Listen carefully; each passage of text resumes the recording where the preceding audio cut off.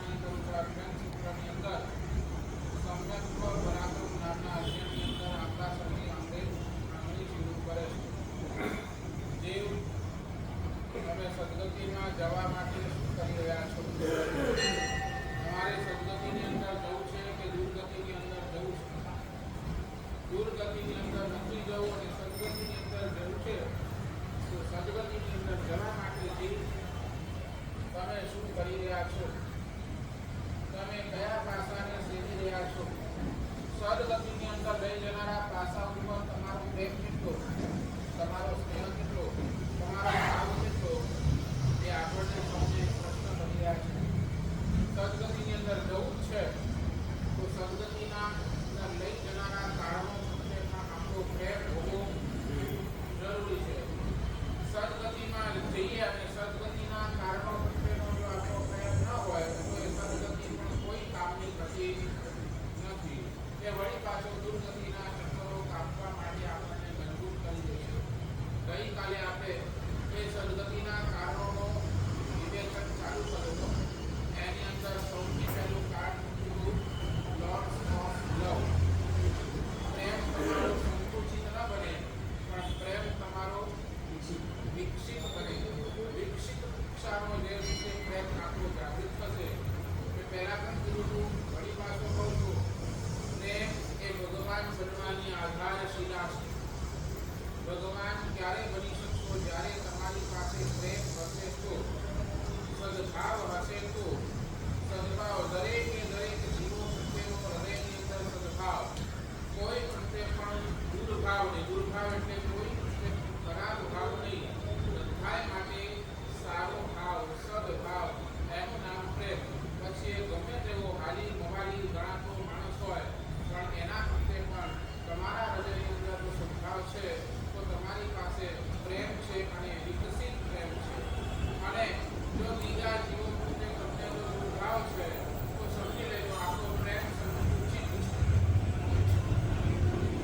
શાસ્ત્ર બાબત ભગવતનું 3 બાબતની વાત કરે છે. આપણી પાસે છે 3 ચીજો છે. એક ચીજ સમજી લેજો, 3. એક છે વાસના, એક છે લોભ અને એક છે પ્રેમ. 3 ને બરાબર સમજી લેજો. નંબર 1 વાસના, નંબર 2 લોભ અને નંબર 3 પ્રેમ. આ 3 આંખેથી આપણે આખી જગતને જોઈએ છીએ. કાં તો વાસનાની આંખથી જોઈએ છે, કાં તો લોભના આંખેથી જોઈએ છે અને કાં તો પ્રેમના આંખે. વાસનાના આંખેથી જ્યારે જોઈએ છે ને ત્યારે સર્વત્ર આપણને ઉપયોગિતા દેખાય છે. ઉપયોગિતા એટલે શું? વાસનાની આંખ જ્યાં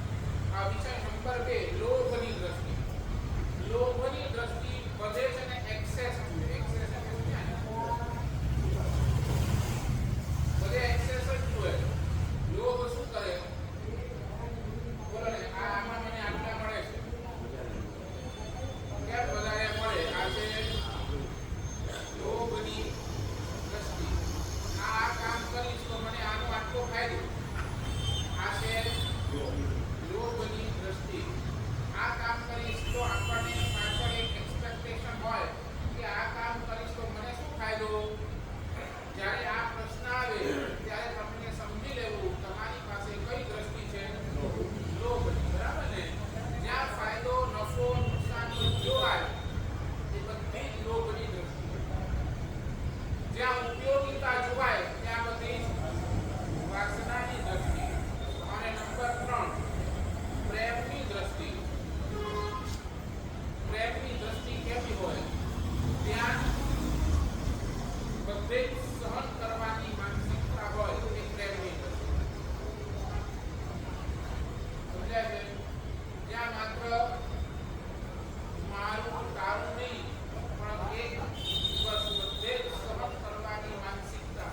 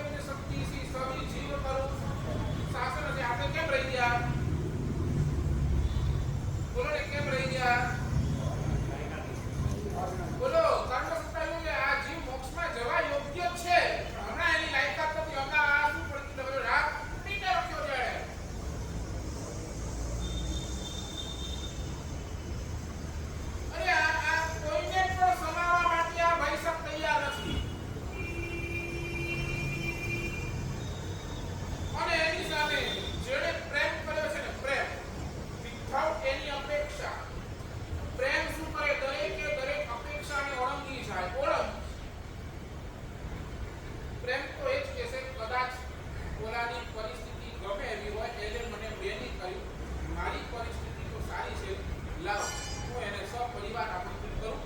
મને એક સાથે આટલા બધા સાધનનો લાભ ક્યાંથી મળે અને તમે એને જો સપરિવાર આમંત્રિત કરો એ તમારું પ્રેમ છે અને એ સપરિવાર આવે એ સમજો તો તમે પણ ભગવાન સાથે પરિવાર સાથે મોક્ષની અંદર જઈ શકવાના છો.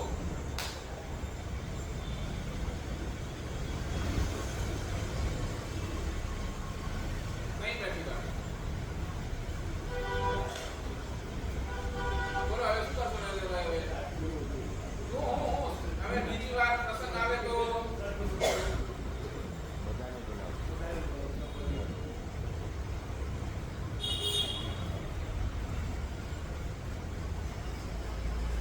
રાગ શરતી છે. શરતી સમજો ને, કન્ડિશનલ છે રાગ.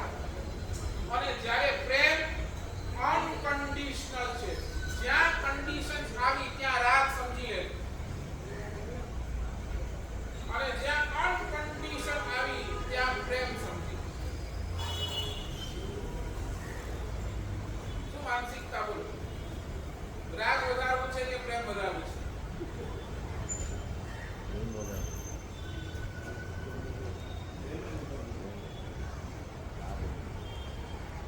તમારી માનસિકતા બોલો ને, શું વધારવું છે? હવેથી બોલો ને, હવે જ્યાંથી સાંભળ્યું ત્યાંથી તો બોલો કે સાહેબ નહીં હવે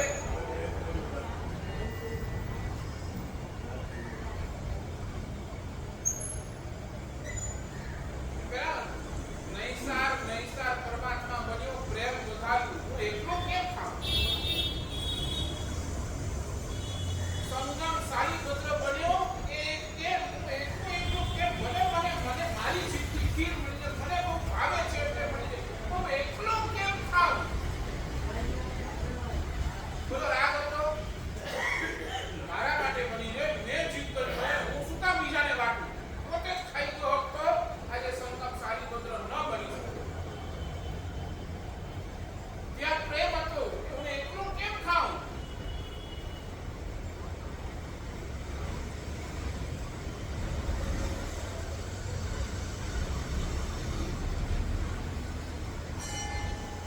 શું લાગે છે?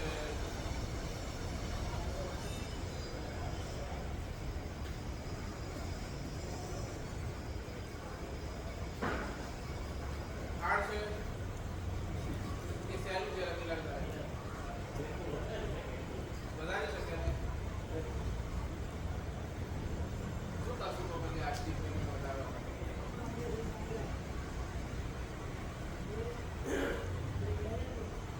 શું કરશું?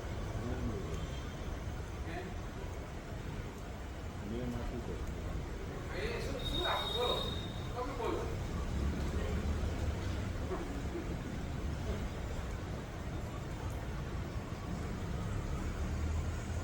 ચાલો આજે બપોરના હું જમવા માટે બેસીશ. એની પહેલા મારા ઘરની રોટલી કોઈને ખવડાવીને પછી જ જમવા બેસીશ. કહી શકે? શું ના એમાં પણ ના ખવડાવો ને, કોઈને ખવડાવો. એ શું કામ? પેલો પેટ ભરી લેવાનું, પછી વધેલો માલ આપવાનો. એમ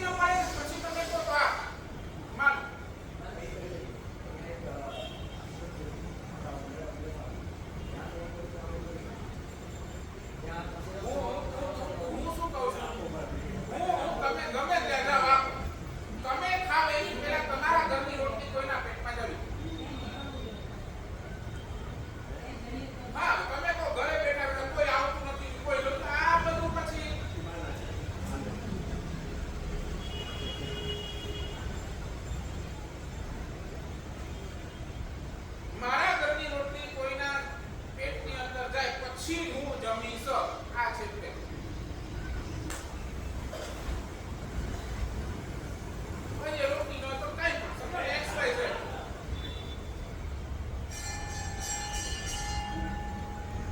ન કાયદા આકૃતિ માટે આપો.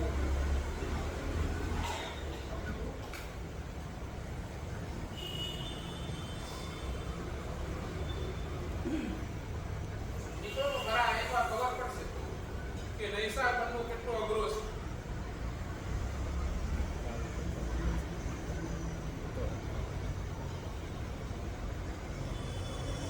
આજે મને જવાબ નથી આપતા. શું કરવું આપણે? પછી કામ કે નહીં આપવું બોલો. હે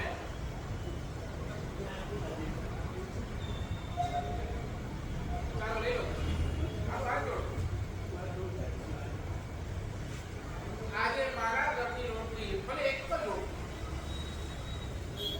વધારે નહીં તો નથી કરતો.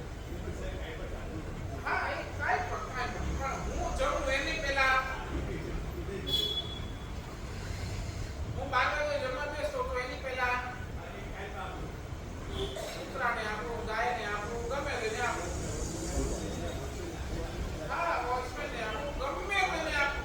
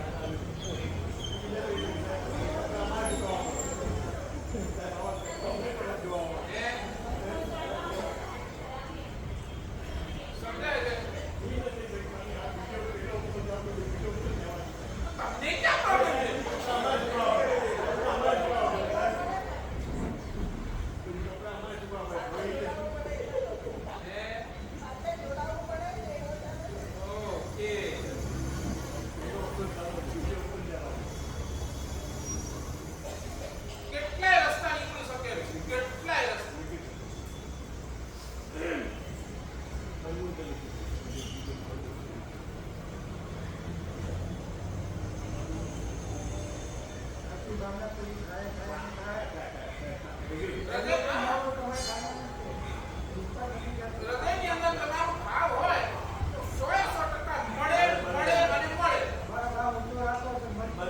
અને તમને શું તમને કલ્પના તો કરો, તમે જેને આપી રહ્યા છો એ જીવની તમને ખબર નથી એ ભવિષ્યનો તીર્થંકર પણ હોઈ શકે છે. તમને શું ખબર પડે છે આપણને ભવિષ્યનો એ તીર્થંકર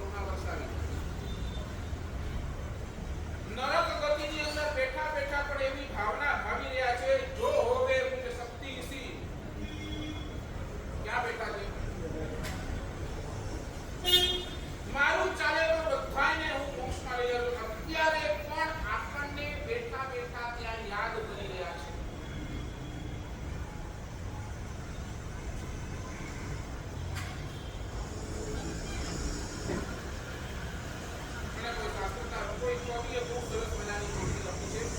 નરક નિગોદના મહાદુઃખથી તે પ્રભુ અમને ઉગાર્યા. નરક નિગોદના મહાદુઃખથી તે પ્રભુ અમને ઉગાર્યા. ક્ષણ ક્ષણ સમરે તું પ્રભુ અમે ભલે ને વિસાર્યા.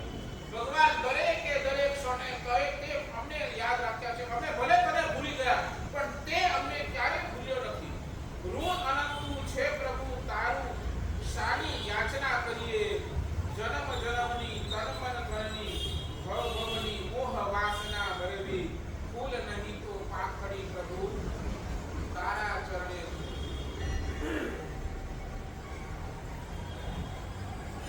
કેટલો કેટલો મોટો ઉપકાર આપણો પરમાત્માએ કર્યો છે. કેટલો ઉપકાર સદગુરુ ભગવંતોએ આપણા ઉપર કર્યો છે. કેટલો ઉપકાર આપણે આપણા માતા પિતા વડીલોએ આપણા ઉપર ઉપકાર કર્યો છે. સાચું બોલો, એ આપણને ક્યારે યાદ આવે? આખા દિવસની અંદર આપણા ઉપર ઉપકાર કરનાર ઉપકારને આપણે કેટલું યાદ કરીએ? સાચું, એક ગ્રેટિટ્યુડ, એક થેન્ક્સ આપણે કેટલી વાર બોલીએ? બોલો. રાતના સૂતા પહેલા આપણને આ યાદ આવે, આજે કેટલાય લોકો મારા ઉપર ઉપકાર કર્યો. આપણે એને હૃદયથી ક્યારે થેન્ક્સ આપ્યું? નહીં. મહેન્દ્રભાઈ બોલો ને, તમે ઓફિસે જાઓ, તમારા સ્ટાફે તમને કેટલો હેલ્પ કર્યો.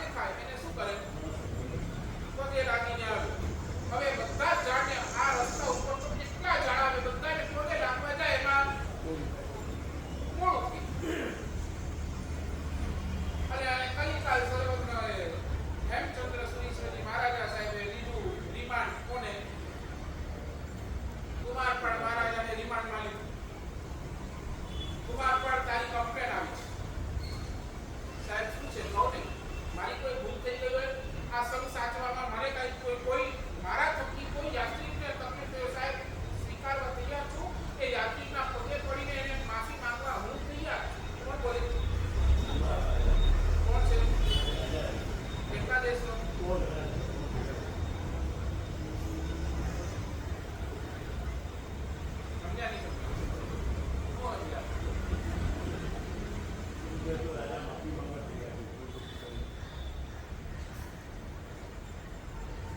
કમ્પ્લેન્ટ છે સાહેબ? કોને?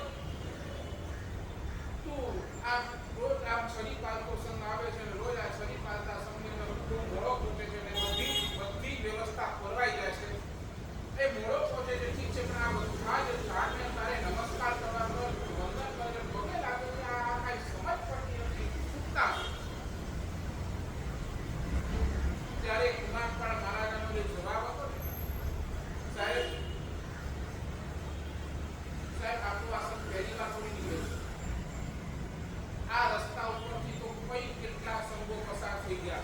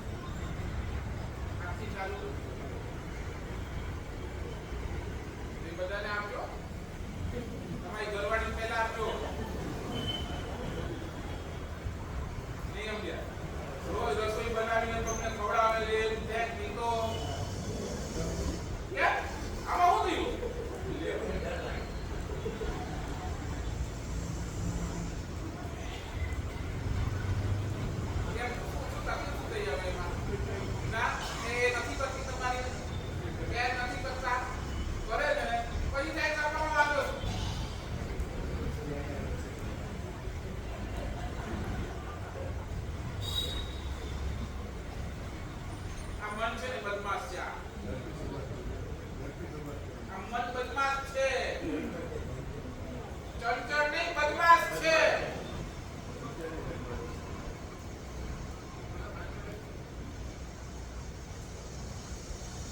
નહીં માને.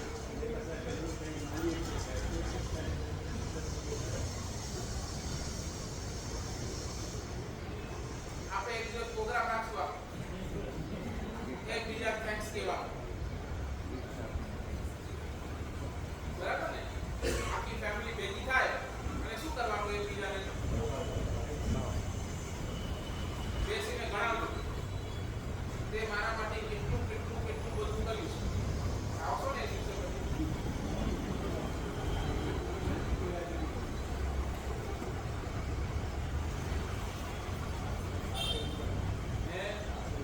એ બધું આવી ગયું ને. ફેમિલી એટલે ફેમિલી બી.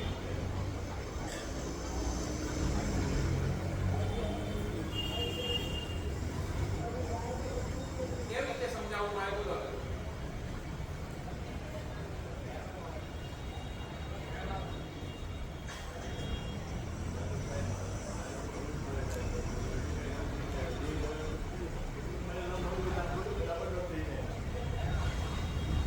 જે છે આપણે આટલું પણ ન કરી શકીએ તો આપણે હજી પરમાત્મા અને પરમાત્માના ધર્મથી બહુ જ દૂર છે. બહુ જ. હજી તો આ પહેલો ને બીજો સ્ટેપ છે. હજી તો પાછળ 3 બાકી છે. આ પહેલા ને બીજા સ્ટેપની અંદર તમે આવું કરશો